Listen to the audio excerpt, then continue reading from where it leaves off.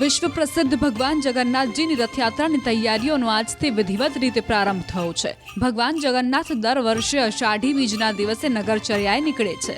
વર્ષમાં એકવાર ભગવાન પોતે પોતાના ભક્તોને મળવા નગર યાત્રાએ નીકળે છે, જેને લઈ ભક્તોમાં પણ ખૂબ ઉત્સાહ જોવા મળે છે। રથયાત્રા પહેલા વૈશાખ સુદ ત્રીજ એટલે કે આજે અક્ષય તૃતીયાના દિવસે ત્રણેય રથનું પૂજન કરાય છે, જેને લઈને આજે વહેલી સવારથી જગન્નાથજી મંદિર ખાતે ભક્તોનું ઘોડાપુર ઉમટ્યું હતું। જગન્નાથ મંદિરમાં આજે ચંદન યાત્રા પણ યોજાઈ હતી। આ સાથે જ નવનિર્માણ પામેલા રથોનું વિધિવત પૂજન કરવામાં આવ્યું હતું।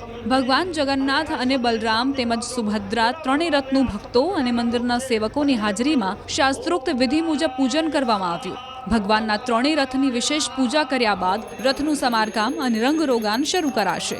મહંત દિલીપદાસજી અને ટ્રસ્ટી મહેન્દ્ર ઝાના હસ્તે પૂજન કરાયું। આ કાર્યક્રમમાં મંદિરના તમામ સભ્યો, ટ્રસ્ટીઓ તેમજ ભક્તો ઉપસ્થિત રહ્યા હતા। જણાવી દઈએ કે ચાલુ વર્ષે જગતના નાથ આગામી 7 જુલાઈના રોજ નગર યાત્રાએ નીકળશે।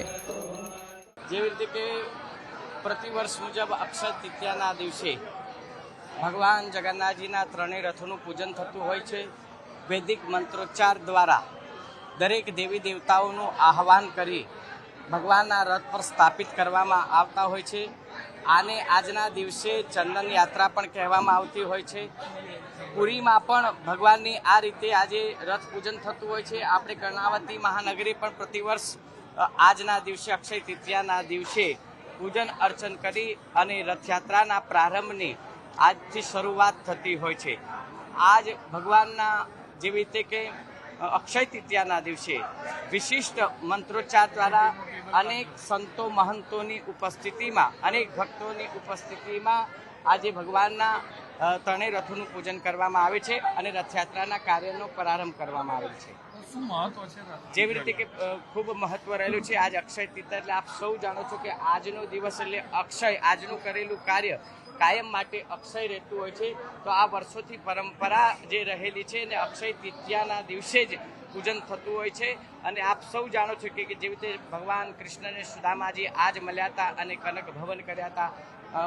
બ્રહ્માજી, વેદ વ્યાસજી મહાભારતની રચના પણ આજે કરી હતી। ગંગાજીનું અવતરણ પણ આજે જ થયું હતું। પરશુરામજીનો જન્મ પણ આજે જ થયો હતો।